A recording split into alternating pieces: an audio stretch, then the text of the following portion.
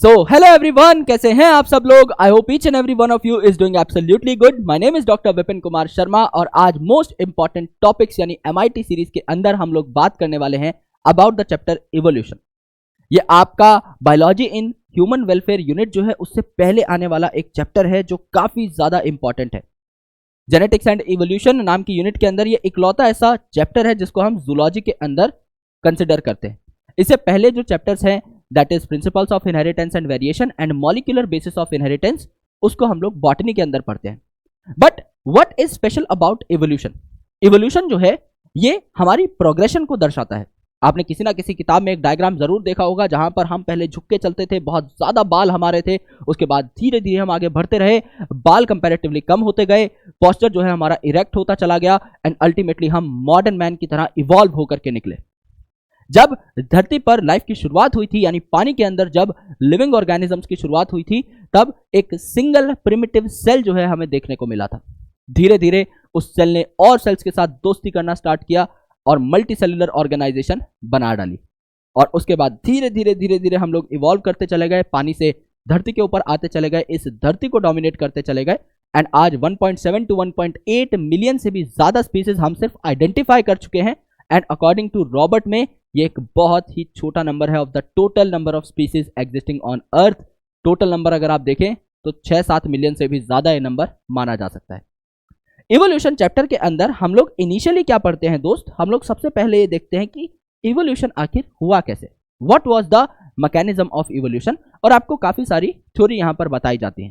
Theory of spontaneous creation की automatically चीजें अपनी होती चली गई। थ्योरी ऑफ केमिकल क्रिएशन की धीरे धीरे इनऑर्गेनिक केमिकल से ऑर्गेनिक केमिकल्स बने, फिर कॉम्प्लेक्स बायोमोलिक्यूल्स बने, फिर सेल बना, फिर टिश्यू बना एंड काफी सारे और ऐसे एक्सपेरिमेंट्स थे जिन्होंने इवोल्यूशन के इस प्रोसेस को समझाने की हमें कोशिश की। एंड ऐसा ही एक जो एक्सपेरिमेंट है वो किया आपके SL मिलर साहब ने, जो कि हमको पढ़ना होता है। ये आपका सबसे पहला इंपॉर्टेंट टॉपिक है जिसके बारे में आपको जानना होता है।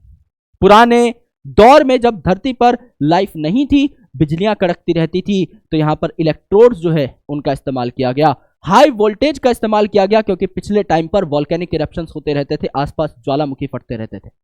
हाईली रिड्यूसिंग एटमॉस्फेयर था यानी फ्री ऑक्सीजन नहीं थी, तो यहां पर भी SL मिलर साहब ने फ्री ऑक्सीजन नहीं ली। अगर आप देखोगे तो पहले सिंस रिड्यूसिंग एटमॉस्फेयर था, हाइड्रोजन, अमोनिया, मीथेन ऐसी काफी सारी गैसेस थी, इन्हीं गैसेस का इस्तेमाल SL मिलर साहब ने भी किया। बताया जाता है कि सबसे पहले जो केमिकल्स बने थे वो आपके बायोमोलिक्यूल्स थे। यहां पर भी SL मिलर ने कुछ amino acids as well as lipids को, किसी केस में आपके प्रोटीन्स को, किसी केस में आपके न्यूक्लिक एसिड्स को या न्यूक्लियोटाइड्स को बनते हुए हमें दिखाया। और पहले गर्मी बहुत ज्यादा रहा करती थी, तो अल्टीमेटली यहां पर आपका बहुत ही ज्यादा तापमान लगभग 800 डिग्री सेल्सियस के आसपास रखा गया in this container to understand कि पुराने जमाने में चीजें कैसी होती होंगी। तो SL मिलर साहब का जो एक्सपेरिमेंट था ये सबसे ज्यादा इंपॉर्टेंट है।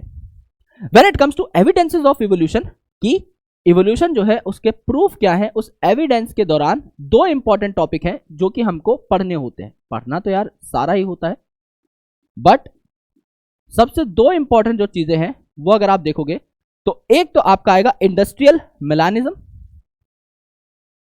इंडस्ट्रियल मेलानिज्म, जब इंडस्ट्रीज नहीं थी उस टाइम पर पेड़ आपके साफ सुथरे थे, है ना। साफ सुथरे पेड़ों पर काले कलर के जो आपके बिस्टन बेटुलेरिया थे वो दिख जाते थे, यानी जो मोथ थे वो दिख जाते थे, तो उनको प्रेडेटर पकड़ के खा जाता था। जब इंडस्ट्रीज आई तो इंडस्ट्री के धुआं से पेड़ जो है वो काले होने लग गए, तो अब काले जो मोथ थे वो ज्यादा प्रोटेक्टेड होने लग गए एंड अल्टीमेटली सफेद वाले जो थे उनको प्रेडेटर ज्यादा खाने लग गया। ये जो आपका इंडस्ट्रियल मेलानिज्म है ये आपका एक बहुत ही अच्छी केस स्टडी है। 1920 के आसपास जब इंडस्ट्रियलाइजेशन पीक पकड़ने लगा था उस टाइम पर ये ऑब्जर्वेशन करी गई। सेकंड जो आपकी चीज है वो है कन्वर्जेंट एंड डाइवर्जेंट इवोल्यूशन, जहां पर होमोलोगस और एनालोगस ऑर्गन्स के बारे में आप पढ़ते हो। Convergent and divergent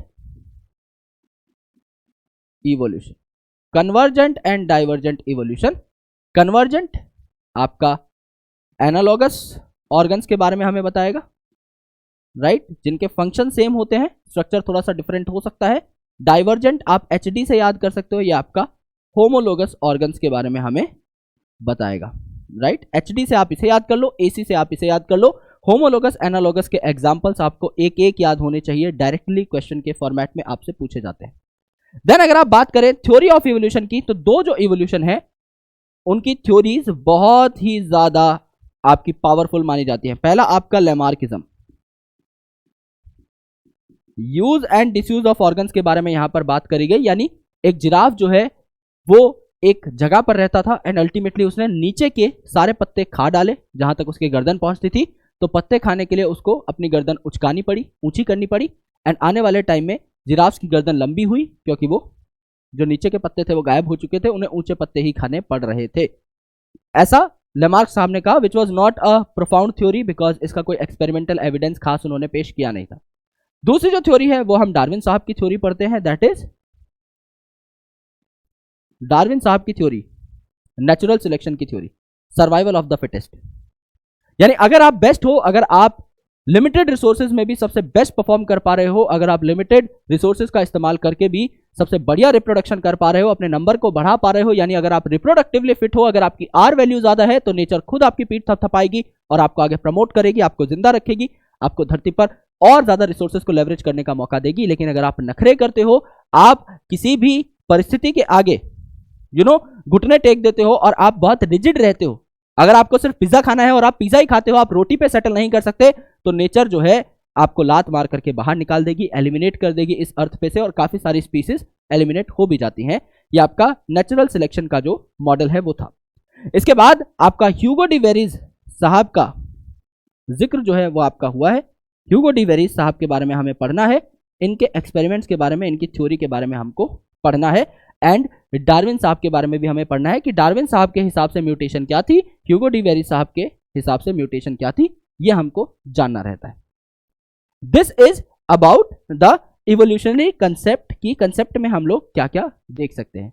and then comes the most important topic of this chapter evolution, जो कि सबसे प्यारा टॉपिक भी है, वो है आपका इवोल्यूशन ऑफ मैन। किस पर्टिकुलर टाइम पर किस प्रकार का इंसान जो है धरती के ऊपर प्रेजेंट था।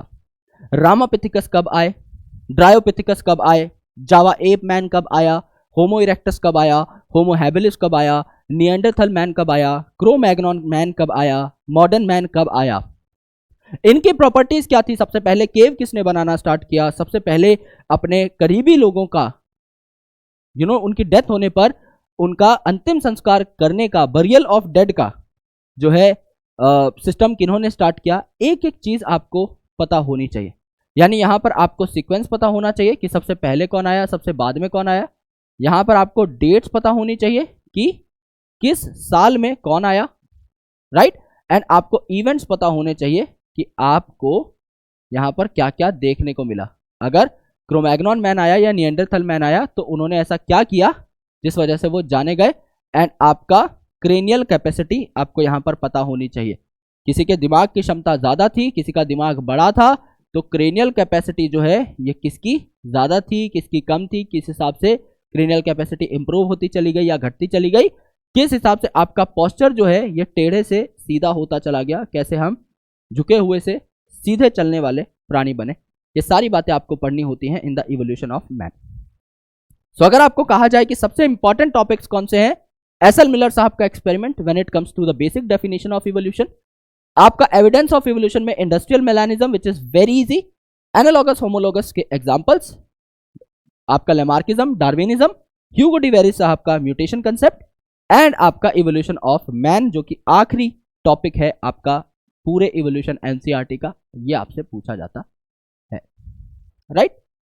ये सारी चीजें आपको पढ़नी होती हैं इन इवोल्यूशन। काफी इंटरेस्टिंग है अगर आप इसे बहुत अच्छे तरीके से पढ़ते हो तो। अगर आप जेनेटिक्स के सारे कंसेप्ट यहां पर इंप्लीमेंट करते हो कि आपके शरीर में म्यूटेशंस क्यों आती हैं, धीरे धीरे म्यूटेशंस एक्यूमुलेट होकर आपको किस तरीके से इवॉल्व करती हैं, बेहतर बनाती हैं वक्त के साथ, इन सारी चीजों को अगर आप रिलेट करके पढ़ोगे, समझ के पढ़ोगे, तो हर चीज के पीछे आपको उद्देश्य दिखाई देगा। आपको ये आइडिया लगेगा कि क्यों प्रकृति ने हमको इतना इवॉल्व बनाया है, क्यों प्रकृति हमें अभी भी कंटिन्यूअसली इवॉल्व कर रही है। हर चीज के पीछे एक कॉन्क्रीट रीजन है, उस कॉन्क्रीट रीजन को समझना और पढ़ना बहुत जरूरी है। एग्जाम पॉइंट ऑफ व्यू से जो मैंने बताया ये टॉपिक्स बहुत सफिशिएंट है, लेकिन अगर आप इस चैप्टर को पूरा पढ़ते हो तो ऑब्वियसली आपको एक अच्छी खासी एज मिलती ही है लाइफ में, तो उसका कोई भी तोड़ नहीं है। चैप्टर पूरा पढ़ा जाए, सिलेबस पूरा किया जाए, वो तो फर्स्ट प्रायोरिटी है। लेकिन तब भी अगर आपके पास वक्त कम है तो आप बचे हुए चैप्टर्स को भी अगर कर लेते हैं, you will gain a good edge. So thank you so much guys for watching this video up. मैं बहुत बहुत शुक्रिया करता हूँ आप सबको, आपके प्यार के लिए, जो इज्जत आप देते हो, जो सपोर्ट आप दिखाते हो, उसके लिए। मिलता हूँ आपसे अगले सेशन के अंदर, जहां पर हम लोग चर्चा कर रहे होंगे एक और अमेजिंग चैप्टर के बारे में और जान रहे होंगे उसके सबसे इंपॉर्टेंट टॉपिक्स के बारे में। Thank you so much, bye bye, take care, lots of love, जय हिंद।